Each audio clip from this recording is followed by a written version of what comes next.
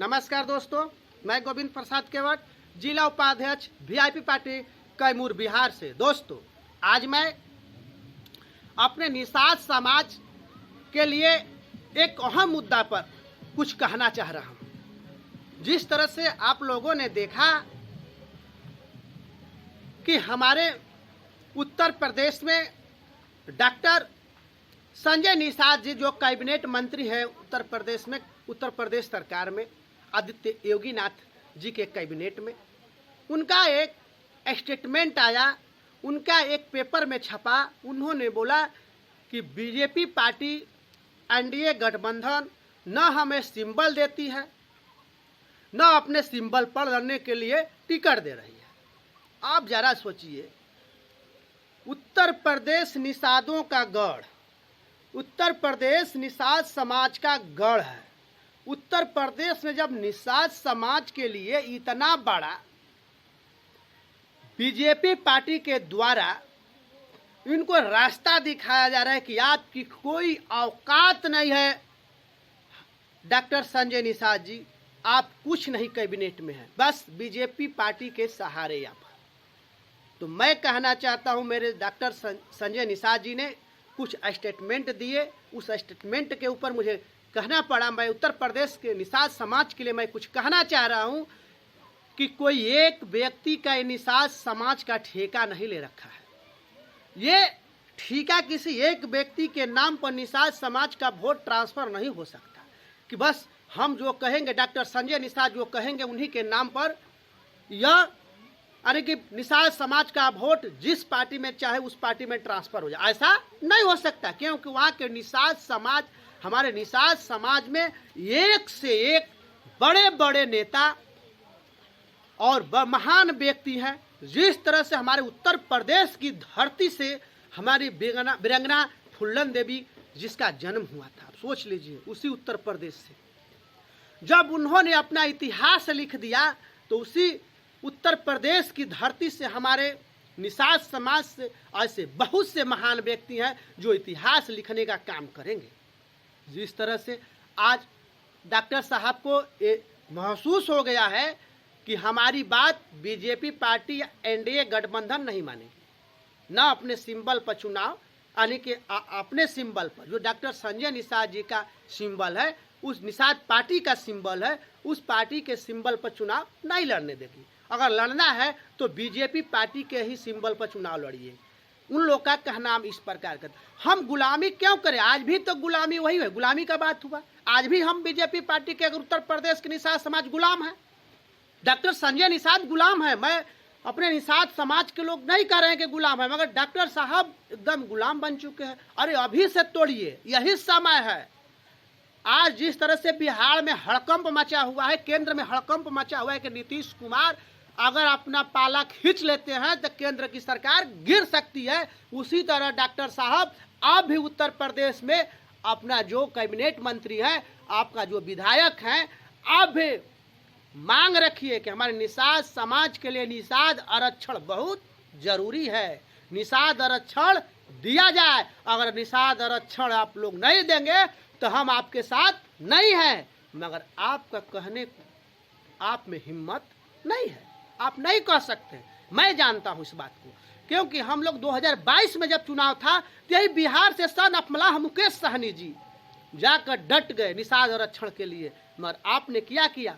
एक भाई के साथ दूसरा भाई धोखा, और दूसरा भाई कौन थे? डॉक्टर संजय निषाद जी थे। आपने धोखा दिए, हम लोग उस पर भी चुप रहे। हमारे सन अफमला मुकेश सहनी जी उस पर भी चुप रहे। क्यों? जानते थे कि हो सकता है कि उत्तर प्रदेश में आप अपने निषाद समाज के लिए निषाद आरक्षण दिला देंगे, मगर आपने ऐसा नहीं किया। मैं अब ज़्यादा कुछ उधर नहीं जाना चाहता, मैं अब बिहार आना चाहता। हमारे बिहार में सन अफमला मुकेश सहनी जी को देख लीजिए, लोकसभा राज्यसभा से ऑफर आया कि अब डायरेक्ट राज्यसभा आइए और मंत्री बन जाइए।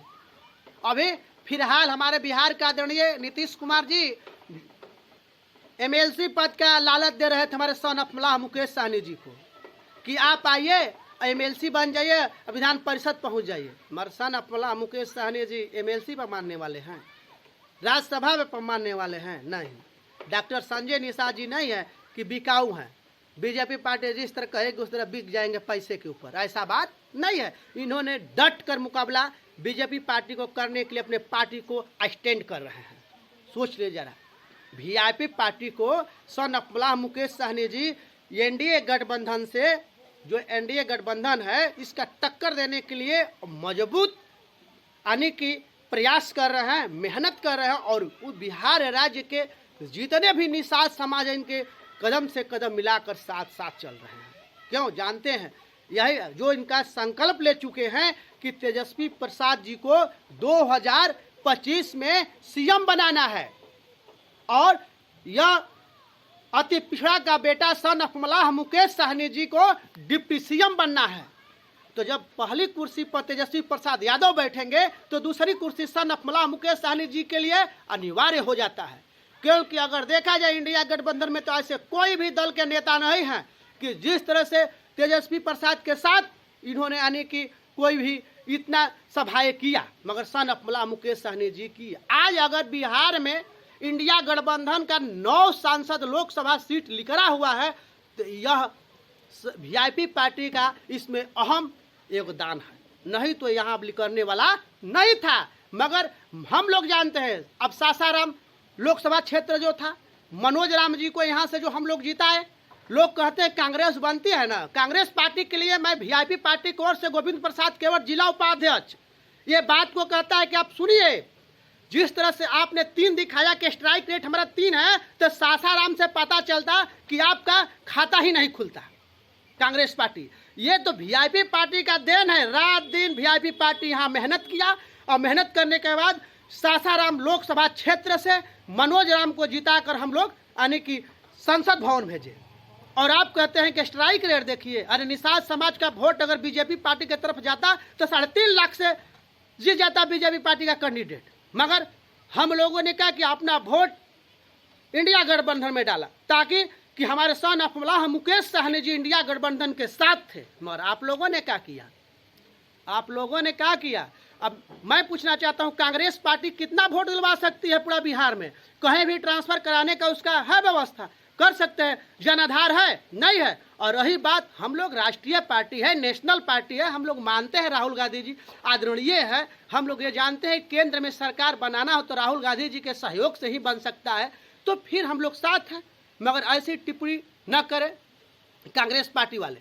रही बात कि हमारे अभी आदरणीय लालू प्रसाद यादव जी कुछ नहीं बोल रहे हैं, जो हम लोग को मिला है कि नहीं आप लोग को डिप्टी सीएम मिलेगा, हमारे सन अफमलाह मुकेश सहनी जी को डिप्टी सीएम बनाया जाएगा, इसीलिए निषाद समाज सन अफमलाह मुकेश सहनी जी के कहने के अनुसार चल रहा है। नहीं तो अगर सन अफमलाह मुकेश सहनी जी एक बार इशारा कर दे कि नहीं नहीं रहना है तो फिर आप देख लीजिएगा कि निषाद समाज कहाँ रहेगा। मगर ऐसा नहीं हो सकता। हम लोग अपने वचन के पक्के होते हैं। जिस तरह हमारे निषाद समाज के सन अफमलाह मुकेश सहनी वीआईपी पार्टी के अपने वादे पर कायम रहे, बीजेपी पार्टी के साथ नहीं जाकर आने की गठबंधन किए, उसी तरह हमारे यानी कि वीआईपी पार्टी के सुप्रीमो सन अफमलाह मुकेश सहनी जी के कहने के अनुसार हमारा निषाद समाज पूरे बिहार नहीं, उत्तर प्रदेश, झारखंड, भारत के तमाम राज्यों के निषाद समाज अभी इनको ही इशारा को ध्यान में रखकर इंडिया गठबंधन को वोट दिया था, तब जाकर इंडिया गठबंधन मजबूत हुई, नहीं तो मजबूत नहीं होता।